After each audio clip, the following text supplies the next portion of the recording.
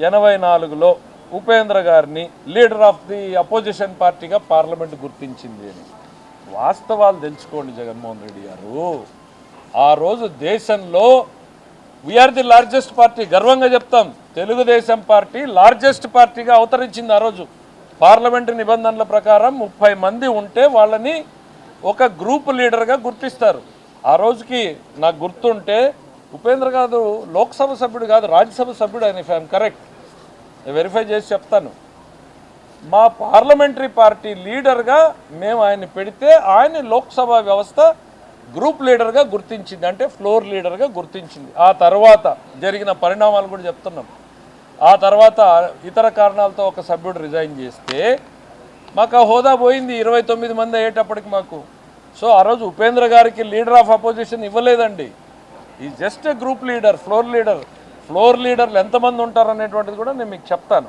ఇంకా నెక్స్ట్ ఏంటి, మీరు రాసిన లెటర్లో పి జనార్దన్ రెడ్డి గారిని 94లో లీడర్ ఆఫ్ అపోజిషన్గా ఇచ్చారు. 94లో నేను మొట్టమొదటిసారి శాసనసభలోకి అడుగుపెట్టినటువంటి శాసనసభ్యుడిని. చాలామందికి చరిత్ర నేను ఇవాళ గుర్తు చేస్తున్నాను.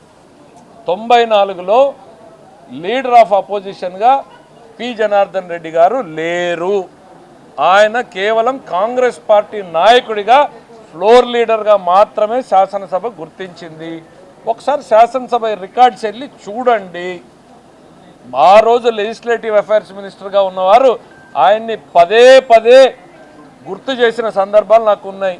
అయ్యా జనార్దన్ రెడ్డి గారు, మీరు ప్రతిపక్ష నాయకుడు కాదు, మీరు కాంగ్రెస్ పార్టీ ఫ్లోర్ లీడర్ మాత్రమే అనేటువంటి ఆన్ రికార్డ్ ఇవన్నీ మీకు దొరుకుతాయి. రెండవది మీకు ఇంకా ఇంపార్టెంట్, మోస్ట్ ఇంపార్టెంట్ చెప్తాను. ఆ రోజు డెవలప్మెంట్స్ ఏంటి, 94లో విజయభాస్కర్ రెడ్డి గారు గెలిచారు అన్నటువంటి విషయం చాలామంది మర్చిపోయారు. 94లో విజయభాస్కర్ రెడ్డి గారిని సిఎల్పి లీడర్గా కాంగ్రెస్ లెజిస్లేచర్ పార్టీ ఎన్నుకుంది. ఎన్నుకున్న తర్వాత ఆయన బాబురావు గారు అనే వ్యక్తిని, పి జనార్దన్ రెడ్డిని ఉపనాయకులుగా నియమిస్తూ ఆయన నామినేట్ చేశాడు. దాంతోపాటు కోదండరెడ్డి గారిని కార్యదర్శిగా నియమిస్తూ, కోదండరెడ్డి గారు అప్పుడు శాసనసభకి లెటర్ రాసి చెప్పాడు, అయ్యా ఇట్లా మా నాయకుడు వీళ్ళిద్దరిని ఉపనాయకులుగా గుర్తించారు, మీరు పరిగణలోకి తీసుకోండి. ఇవన్నీ శాసనసభ రికార్డులో ఉన్నాయి.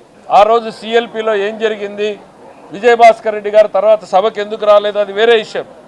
ఇంట్రెస్టింగ్, పాలిటిక్స్ మీద ఇంట్రెస్ట్ ఉన్న వాళ్ళు అడిగితే తర్వాత చెప్తాం. ఆ రోజు రాజశేఖర రెడ్డి గారు అసెంబ్లీ మెంబర్ కాకపోయినా సిఎల్పికి ఎందుకు వచ్చారు, పార్లమెంటు సభ్యుడిగా ఉన్నటువంటి రాజశేఖర రెడ్డి గారు. ఆ తర్వాత విజయభాస్కర్ రెడ్డి గారు రాజీనామా చేసిన తర్వాత పి జనార్దన్ రెడ్డి గారు మళ్ళీ సిఎల్పి లీడర్గా ఎలక్ట్ అయ్యాడు. నాకు తెలిసి ఉపనాయకులుగా అప్పుడు గాదె వెంకటరెడ్డి గారు, మా జిల్లాకు సంబంధించిన జేసీ దివాకర్ రెడ్డి గారు N R, if my memory is correct.